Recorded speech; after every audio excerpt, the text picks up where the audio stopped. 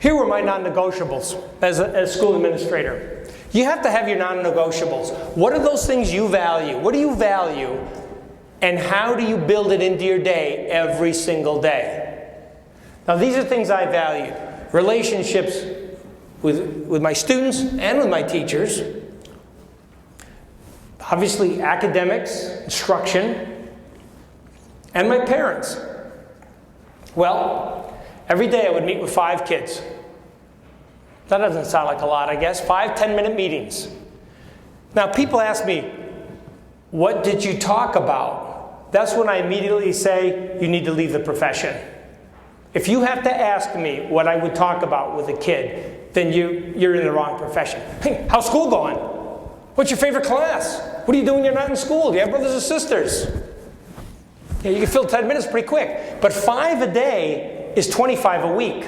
Times 40 weeks is 1,000 kids. See, it's persistence. It's doing it over and over and over and over again.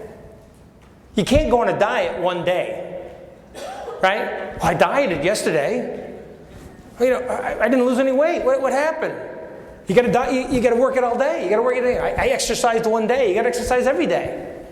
Well, then I asked my assistant principals. I had 4. You do the same thing. Now, if we do that with any fidelity, that's 5,000 kids that we're seeing. I asked my teachers, will you see 1 kid a week? Take 10 minutes out of your planning period and sit with 1 kid and just talk to them. I'm not big on advisor-advisee programs. I haven't seen those that work real well because you have a portion in your population that doesn't really want to do it.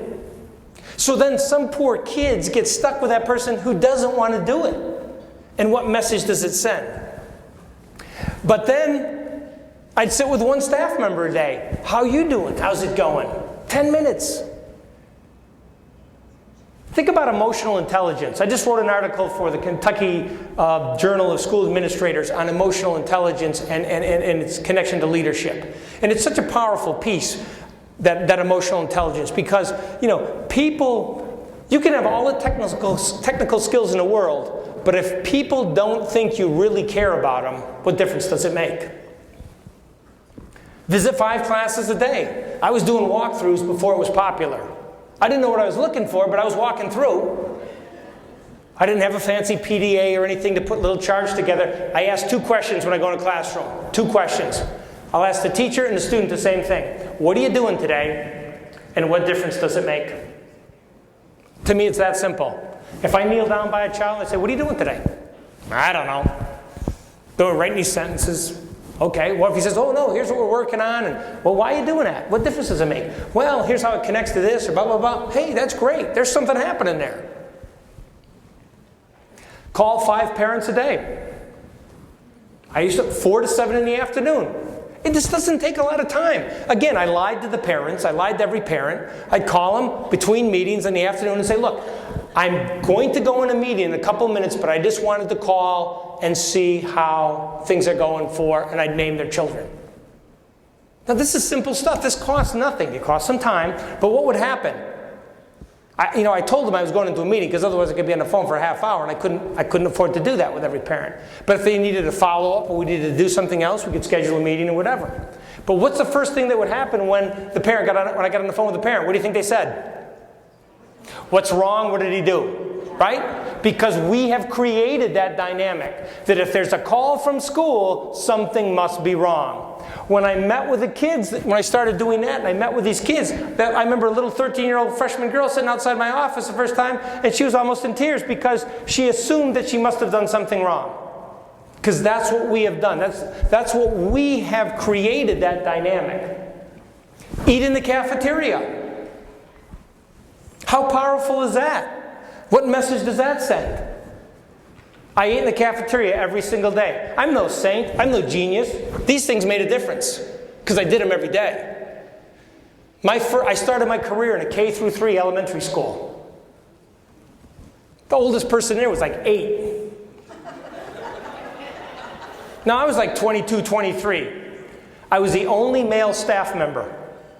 All the teachers were female, the principal was female, the custodian was female, and it was a small school. in rural Connecticut, East Granby, Connecticut.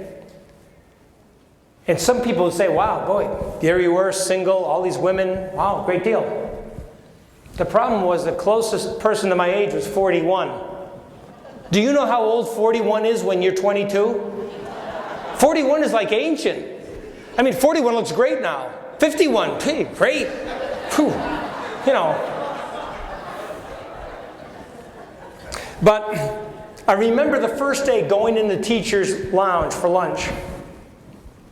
And what do you think they were doing? Complaining about kids. Not a single one of them. Not this faculty. They were trading coupons. They were coupon cutters. They were trading, I'll give you 2, cans of corn here coupon for some brownies. Yeah. Well, I was not a coupon cutter. Nor am I still. My wife doesn't like me going to the grocery store because I just look at the colors and I pick things with nice colors and I throw them in the box. The kids get to get whatever they want when they go with Dad. Well, so the second day I said, you know what, I think I'm going to go eat with somebody closer to my own age. So I went and sat with a first grade class. Now I sat there and there were 2 teachers on duty standing next to the wall looking at their watches like, what did I do wrong to get this duty? Everybody thinks if you got calf duty, you must have done something wrong. So I sat there with this first grade class, and what do you think the class at the next table said? Mr. Edwards, will you eat with us? I said, if you're good today, I'll sit with you tomorrow. So then at the end of that second day, I went up to the principal's office, I said, give me calf duty. And she says, now wait a second. You haven't been tainted yet. It's only your second day. Give it time. I said, no, I'll do it. She goes, be careful what you wish for. I said, fine, take those people off. I'll do calf duty every day. Now, I started doing calf duty. At 22, I wasn't somebody buying a lot of groceries and things like that. So I'd sit there. There's some real perks. And I'd sit with a kid and say, hey, do you think you could ask your mom to make a second sandwich tomorrow? Throw some of those Dunkaroos in there, It's good stuff. Put on 10 pounds that year. But the point is, you connected with the kids on their turf. And they loved that. And even in the high school. If you go to high school, you get subgroups. They sit at different tables. You get your jocks, you get your burnouts, you got your skateboarders, you got your geeks, if you go sit with the jocks, what do they say? He only cares about the jocks. You got to go sit with the kids who got everything tattooed. They used to say, hey, DE, you got a tattoo? I go, no, but I'm thinking about it. I mean, of course, isn't everyone? But as I ate in the cafeteria more, so did other people. Yeah, that took a lot of time.